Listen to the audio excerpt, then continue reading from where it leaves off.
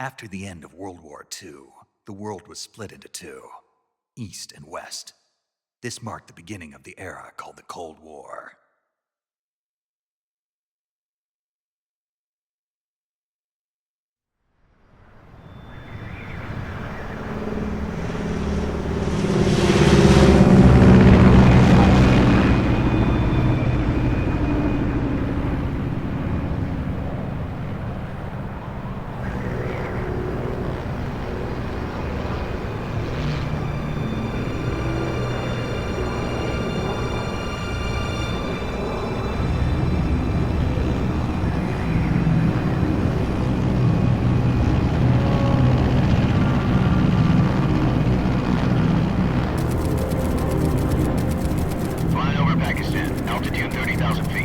Approaching Soviet airspace.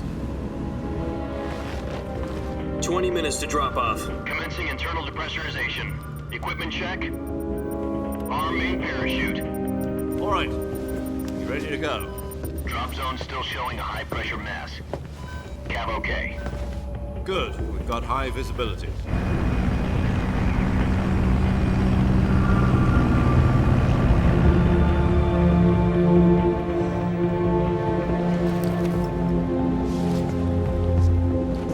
Put out that cigar.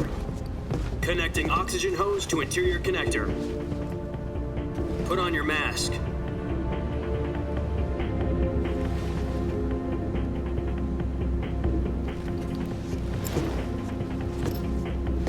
Does this panty waste know what he's doing? Approaching release point. 10 minutes to drop off. Hey, are you deaf? He said put out the cigar and put on your mask.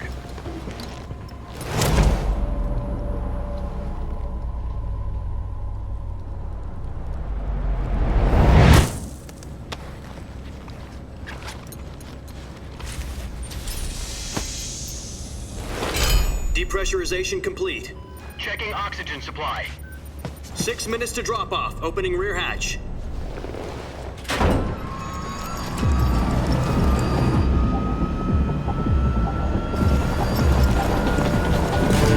Sunrise.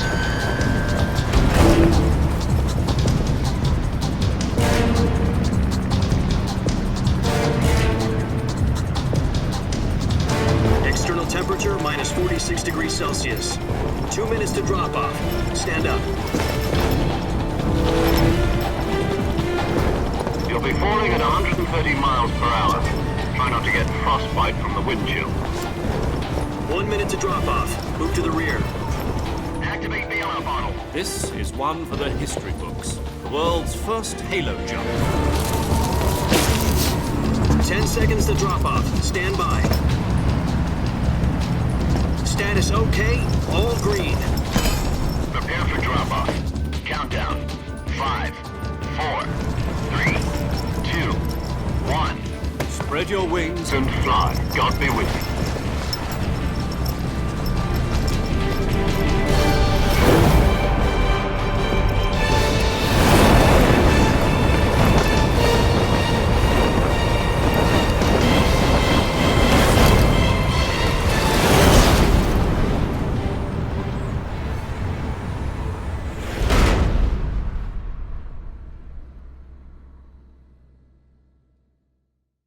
Jack, I've got some important news. The head of the CIA has finally given us the green light for the virtuous mission. Virtual mission? No, the virtuous mission. The future of our Fox unit depends on it. If it succeeds, we'll be officially organized into a unit. Virtuous mission? Sounds like some kind of initiation ritual. Don't get cocky. This isn't a training op. Right. So what exactly is this wonderful mission? Well, about 2 years ago, A certain Soviet scientist requested asylum in the West through one of our moles. His name is Nikolai Stepanovich Sokolov. He's head of the OKB 754 Design Bureau, one of the Soviets' top-secret weapon research facilities, and the East's foremost expert on weapons development. Sokolov? Isn't he that famous rocket scientist? The very same. On April the 12th, 1961, the Soviets achieved the first manned spaceflight in history. The Earth was blue, but there was no God. Well spoken. The rocket that carried Yuri Gagarin to orbit was the A1, known as the Vostok rocket. Sokolov is said to be the man most responsible for the multi-engine cluster used in that rocket. After Gagarin's flight, Sokolov left rocket development to become the head of the newly established Design Bureau.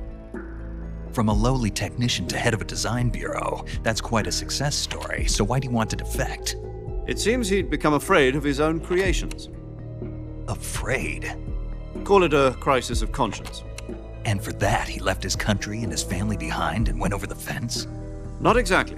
One of his conditions was that his family was also to be taken safely to the West. We used a mole to get the family out first and succeeded in sneaking Sokolov over the Berlin Wall shortly afterwards. I was the one who conducted the operation.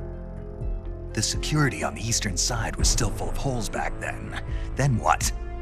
We got Sokolov over in one piece, but the whole ordeal had left him exhausted, and we checked him into a hospital in West Berlin. It took him 2 weeks and more than 600 miles to get from the research facility in the Soviet Union to Berlin. He was in no condition to say anything coherent. And it was only a week later that we had something much bigger on our hands. The Cuban Missile Crisis. October the 16th, 1962, President Kennedy received word that the Soviets were in the process of deploying intermediate-range ballistic missiles in Cuba. The President demanded that the Soviets dismantle and remove the missiles. At the same time, he announced a naval blockade to prevent further missile shipments from reaching Cuba. But the Soviets didn't back down, instead placing their armed forces on secondary alert. Soviet transport ships carrying missiles continued on course towards Cuba. US and Soviet forces went on alert for an all-out nuclear war. Frantic negotiations were conducted through the UN's Emergency Security Council and unofficial channels to end the hair-trigger standoff. Finally, on October the 28th, the Soviet Union agreed to remove its missiles from Cuba, and so the world avoided a nuclear holocaust. But in order to get the Soviets to pull their missiles out, we had to make a deal. You mean the one where the US agreed to remove its IRBMs from Turkey? No. The Jupiter IRBMs deployed in Turkey were obsolete, and we were going to get rid of them anyway. They had no strategic value whatsoever to either the US or the Russians.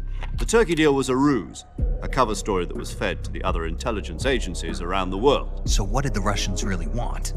Sokolov. They wanted us to return Sokolov.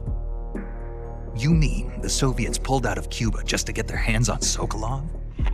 That's right. What the hell was he working on? At the time, we had no idea. We were running out of time. It was either give up Sokolov or risk full-scale nuclear war. In the end, we had no choice. President Kennedy gave in to Khrushchev's demand. The next day, I got Sokolov out of the hospital, handing him over to agents on the eastern side. Sokolov kept on screaming, "Save me," until he disappeared from my sight. Then a month ago, we received some new information from one of our moles. About Sokolov? Yes. He was taken back to the research facility and forced to continue working on the weapon in question under KGB supervision. What's more, it's on the verge of completion. So what kind of weapon is it? Something to do with space rockets? No, missiles. Same technology. I guess you're right. We don't know the details, but it appears to be a new kind of nuclear device. For half a year now, the Soviets have been conducting frequent nuclear tests at Semipalatinsk. Something to do with the weapon, I assume. We're talking about a secret weapon so big that Khrushchev was ready to pull out of Cuba to get it back. Is Sokolov still in the facility? No, according to our intelligence, he's in Selinoyarsk, a place in the mountains about 3 miles to the west that's known as the Virgin Cliffs. The Virgin Cliffs. Nice name for a virtuous mission. They moved him there just recently. Why?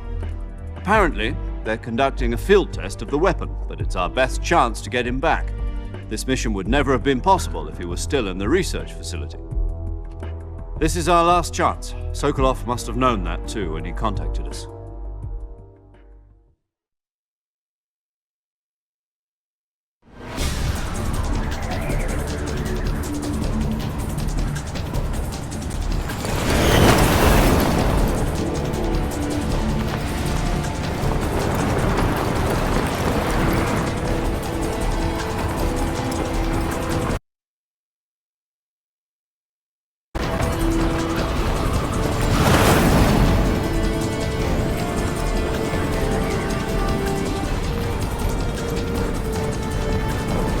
Listen up, Jack. Your mission is to infiltrate Selino-Yarsk in the Soviet mountains, ensure the safety of Sokolov, and bring him back to the west.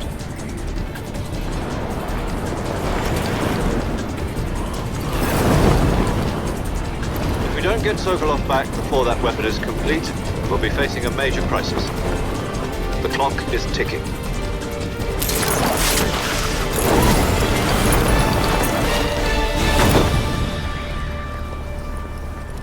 Once we've confirmed the rescue of Sokolov, stand by at the recovery point. A recovery balloon will be dropped at that point. Helium will be pumped into the balloon to inflate it. The process takes about 20 minutes. Once it's complete, the gunship's arm will latch onto the balloon and pull it up. The Fulton surface-to-air recovery system. I'm familiar with the theory. Take it easy. It's been combat proven. Do you think Sokolov is up to it? The shock will be less than during a parachute jump, and the arm can handle up to 500 pounds. So you're planning on going over the border in a single combat Talon? She's equipped with two 6-barrel 20mm Vulcan cannons, as well as two 40mm machine guns. Sounds like she could hold her own against a battalion of tanks. Even with the fuel in the reserve tank, we're facing a 4-hour time limit. If all goes well, it shouldn't take more than a few hours. Home in time for dinner. But if anything goes wrong, you'll be eating dinner, breakfast, and all the rest of your meals in the jungle.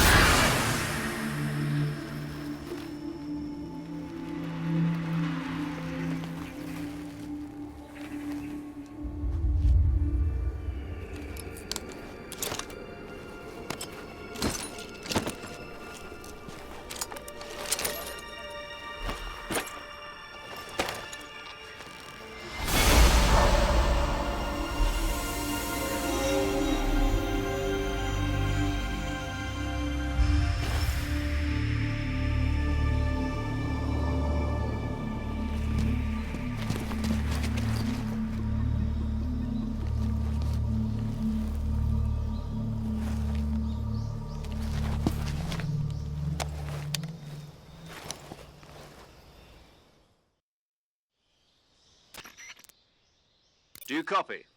You're already in enemy territory, and somebody might be listening in. From here on out, we'll be using code names to refer to each other. Your code name for this mission will be Naked Snake. I'll be referring to you as Snake from now on. You're not to mention your real name. Snake? What, you don't like snakes? What do you mean? Well, you've eaten one before, haven't you? In survival training. I'm glad to hear that. I don't know if I'd ever order one in a restaurant, but... Be careful, you might not have a choice. What about you, Major? What should I call you? Let's see. I'll be... I'll be Tom. Call me Major Tom. This will be a sneaking mission. You must not be seen by the enemy. You must leave no trace of your presence. Is that clear? This kind of infiltration is the Fox unit's speciality. In other words, weapons and equipment are procured on site. That goes for food as well. You're completely naked, just as your name implies. Great. Now I see why you asked me if I like snakes. I suppose calling me Snake was your idea of a joke, too. No, there's a good reason for that. I'll tell you later when the time is right. Gotcha. Getting back to the subject, how exactly am I supposed to feed myself? You've been issued a knife and a tranquilizer gun. Use them to hunt for food. You'll also find some medical supplies in your backpack. Yeah, about the backpack. I lost it in a tree on the way down. I see. Well, you'd better go back and get it then. You know where it is?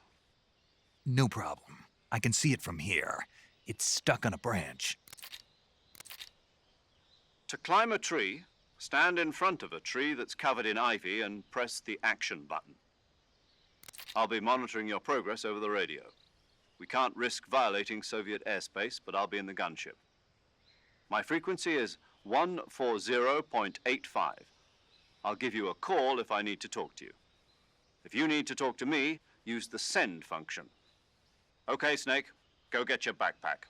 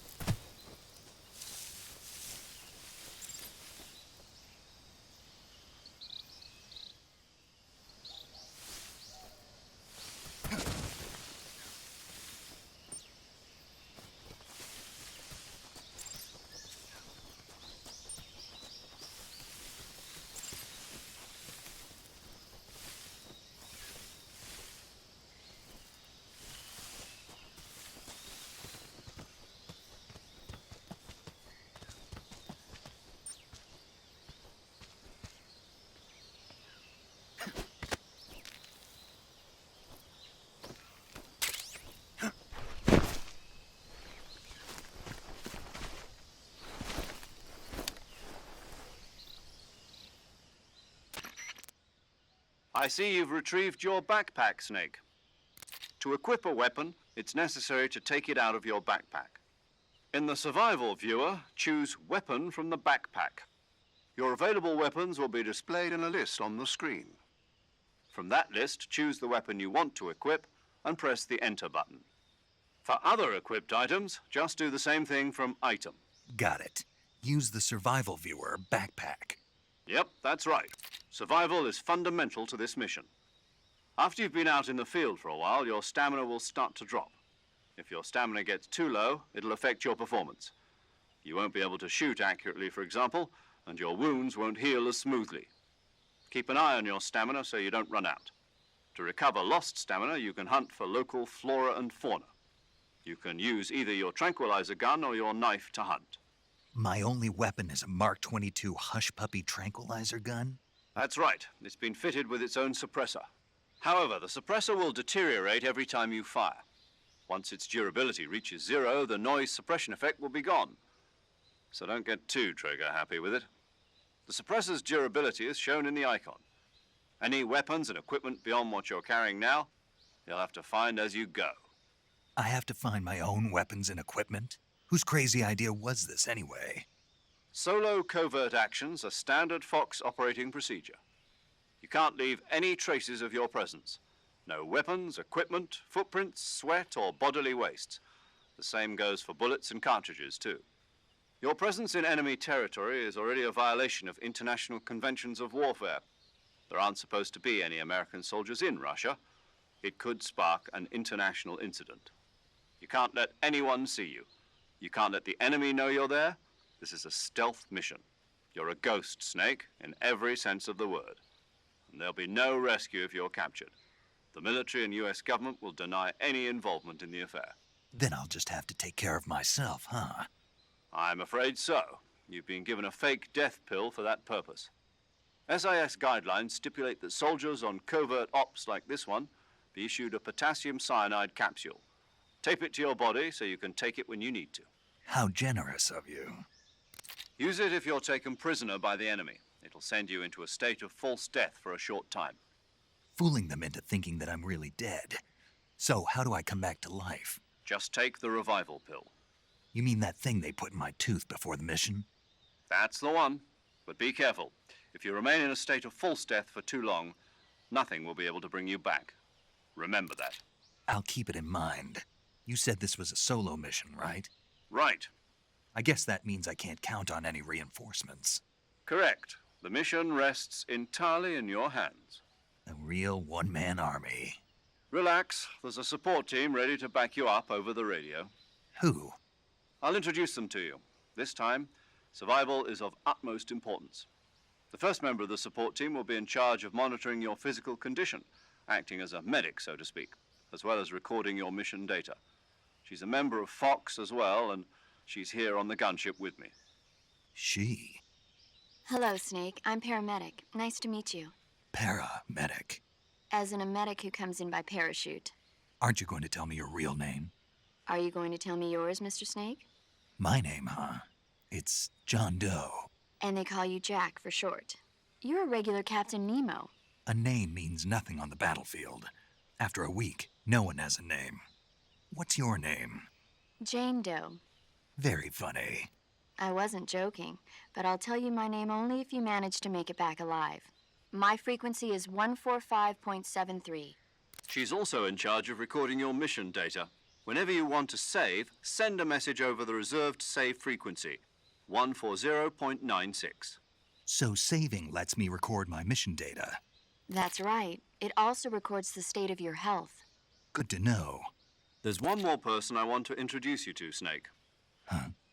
Speaking of snakes, you remember the boss, don't you?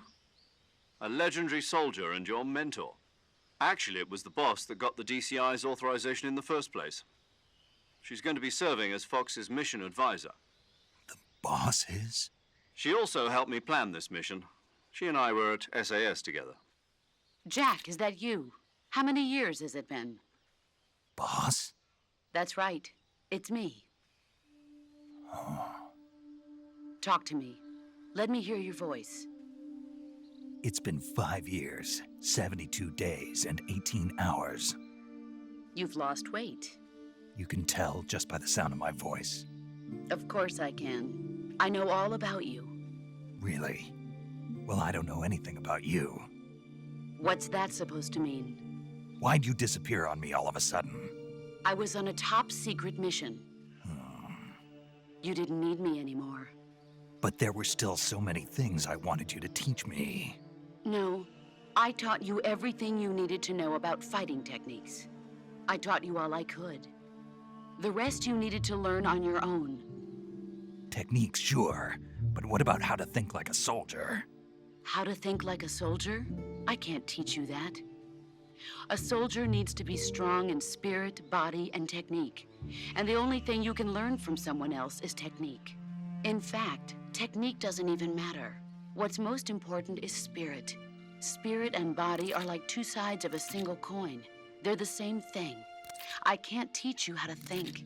You'll just have to figure it out for yourself. Listen to me, Jack. Just because soldiers are on the same side right now doesn't mean they always will be. Having personal feelings about your comrades is one of the worst sins you can commit. Politics determine who you face on the battlefield. And politics are a living thing. They change along with the times. Yesterday's good might be tomorrow's evil. Is that why you abandoned me? No, it had nothing to do with you. I already told you, Jack. I was on a top-secret mission. A soldier has to follow whatever orders he's given. It's not his place to question why. But you're looking for a reason to fight. You're a natural-born fighter, but you're not quite a soldier. A soldier is a political tool, nothing more. That's doubly true if he's a career soldier. Right and wrong have no place in his mission. He has no enemies and no friends. Only the mission. You follow the orders you're given. That's what being a soldier is. I do whatever I have to get the job done. I don't think about politics. That's not the same thing. Sooner or later, your conscience is going to bother you. In the end, you have to choose whether you're going to live as a soldier or just another man with a gun. There's a saying in the Orient, loyalty to the end. Do you know what it means? Being patriotic. It means devoting yourself to your country. I follow the president and the top brass. I'm ready to die for them if necessary. The president and the top brass won't be there forever. Once their terms are up, others will take their place. I follow the will of the leader, no matter who's in charge. People aren't the ones who dictate the missions. Then who does? The times. People's values change over time, and so do the leaders of a country. So there's no such thing as an enemy in absolute terms. The enemies we fight are only enemies in relative terms, constantly changing with the times. As long as we have loyalty to the end, there's no point in believing in anything, even in those we love. And that's the way a soldier's supposed to think? The only thing we can believe in with absolute certainty is the mission, Jack. All right, but do me a favor. What is it? Call me Snake. Snake. Oh, right. Your code name is Snake. It suits you well. That's right. The legendary unit that the boss put together during World War II was a snake. The Cobra unit, a group of heroes that brought the war to an end and saved the world. As long as you've got a legendary hero backing you up, you'll be fine. Isn't that right, Snake? Yeah, I can't think of anyone else I'd rather have with me. Oh, and one more thing, boss. Yes? It's good to hear your voice again. Same here. After all, who knows if either of us will make it out alive? Snake, you are always best at urban warfare and infiltrating buildings. But this is the jungle. Survival is going to be key. Those CQC techniques I taught you are sure to come in handy. CQC? Close quarters combat, huh? I've been in the Green Berets for the past few years. I'm probably pretty rusty. Not to worry. I'll be here to help you remember. After all, this is your first actual survival mission. I'll be supporting you over the radio. Where are you, boss? Next to the Major? The boss is communicating with us by radio from aboard a Permit-class submarine in the Arctic Ocean. My frequency is 141.80. Call me if you need my advice on battle techniques. Gotcha. Your mission is to retrieve Dr. Sokolov. Dr. Sokolov is being held in an abandoned factory located to the north of your current position. Avoid heavy combat and don't let anyone see you. Don't forget that this is a stealth mission. Snake, try to remember some of the basics of CQC.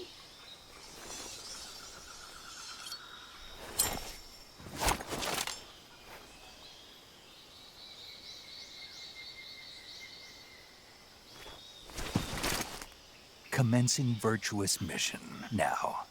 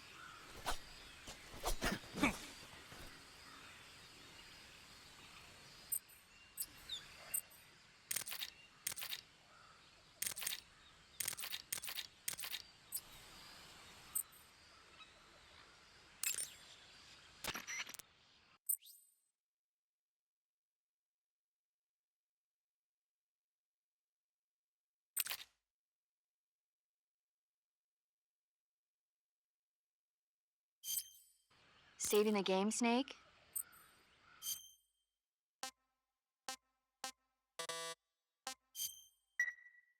Hey, Snake, you ever heard of Godzilla, King of Monsters? No, what is it? It's a movie. You haven't seen it? Nope.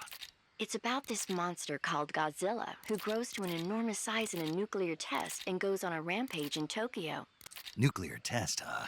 Then the Marshall Islands must be crawling with giant monsters right about now. It's just make-believe. Maybe that's why my pants have been so tight lately. Snake, it's a movie, not a report out of Los Alamos. I know. So then what happened? Godzilla is immune to all weapons, and humanity has no way to stop the monster. Dr. Shirazawa develops a new type of weapon, but meanwhile Godzilla is getting closer and closer to Tokyo, obliterating everything in his path. It was originally a Japanese movie, but they made an American version too. I recommend seeing the original Japanese one if you ever get the chance. It's mostly mindless fun, but it's also got a serious anti-nuke message as well. Where can I see the original? You'll just have to go to Japan. Really? That's too bad. If you wait 40 years, you might be able to see it in America too. It might even win awards all across the globe in 60 years. Why's that? 2024 will be Godzilla's 70th birthday. You think they're still going to be making Godzilla movies then? Of course. Everybody loves Godzilla. You sure know a lot about movies. I don't suppose you're the movie-watching type, are you? Not really. Okay, then I'll tell you everything I know. When the going gets tough, movies can save your life. It's always good to be able to look at things from a different perspective when you get in a jam. That's the magic of movies. No kidding. Well, I guess it might at least make a nice distraction. That's the spirit, Snake. Have a little fun.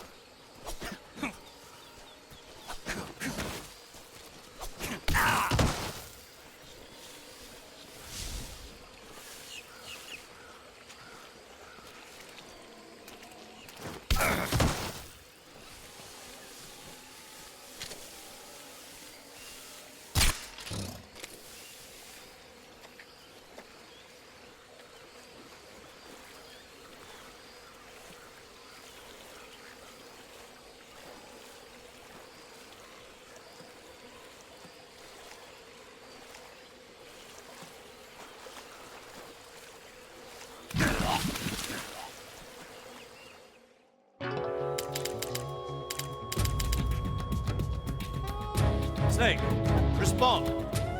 Snake! Snake!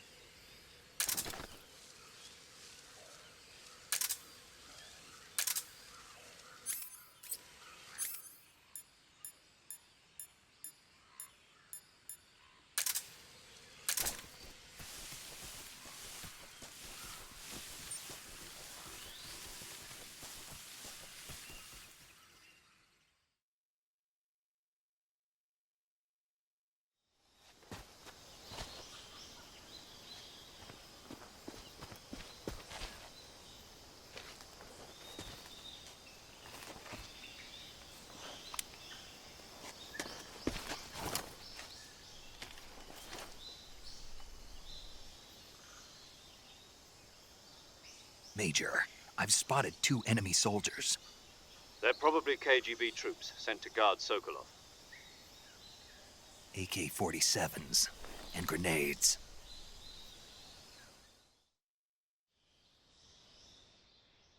Snake, your presence in Soviet territory is already a violation of international law. We can't let the Kremlin find out that the CIA and the American government are involved.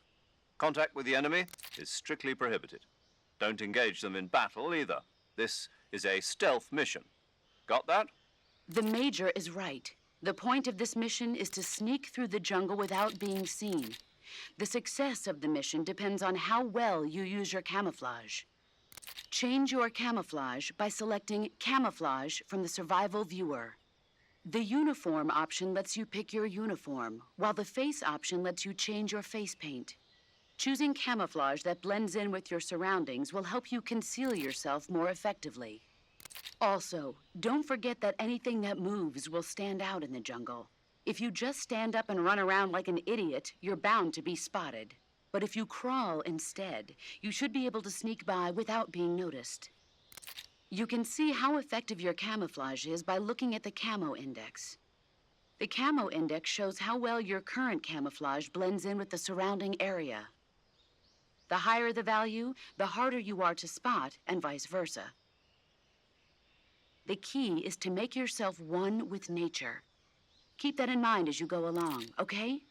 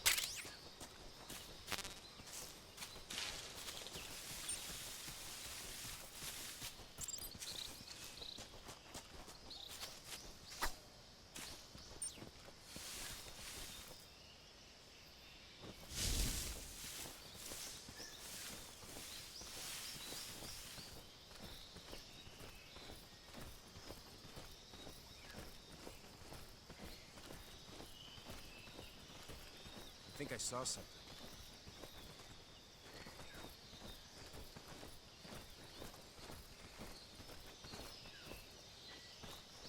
Huh. Guess I'm seeing things.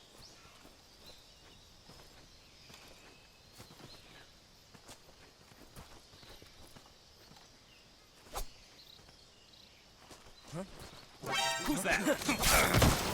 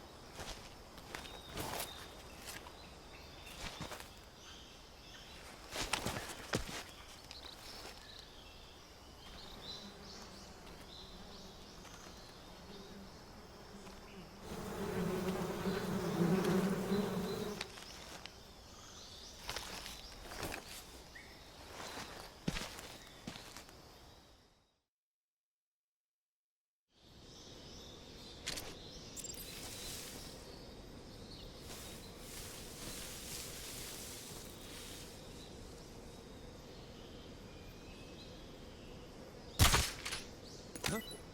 I hear something.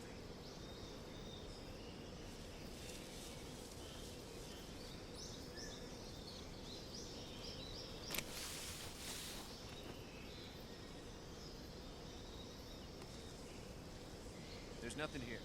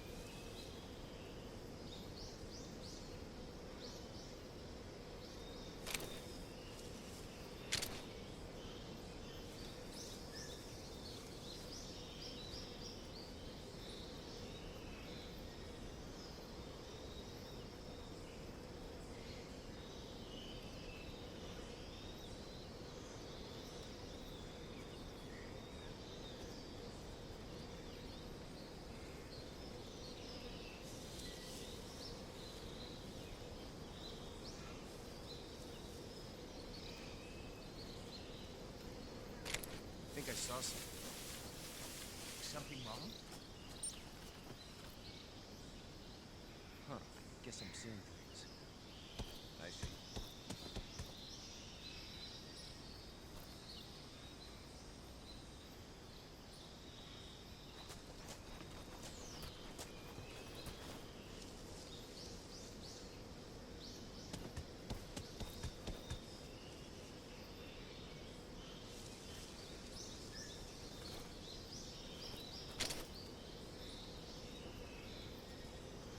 Huh?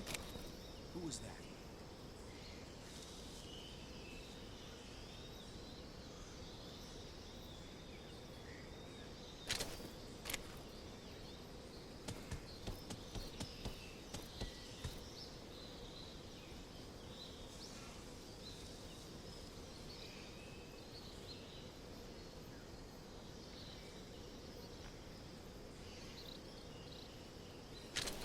Huh?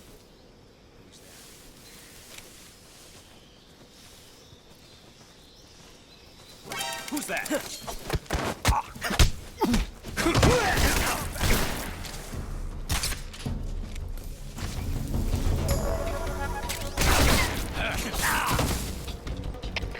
Come in, HQ. Patrol here. Enemy sighted. Requesting backup.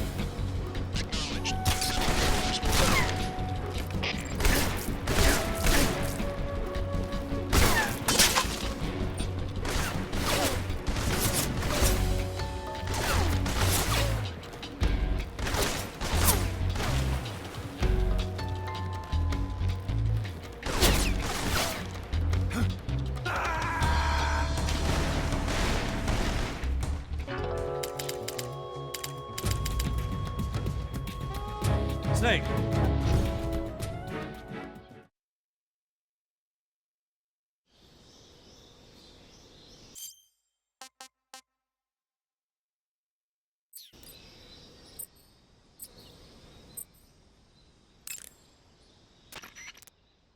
Saving the game, Snake?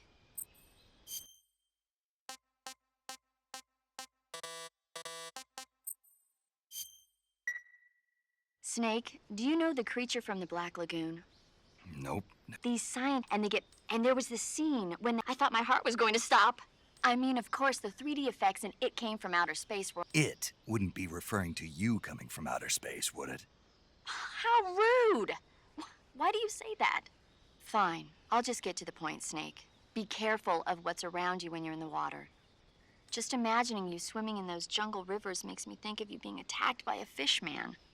I appreciate... Fishmen aren't the only things that'll attack you in the water. Really be careful out there. Okay. And don't be attacking any pretty girls going for a swim, either. Are you calling me a fish man? You started it.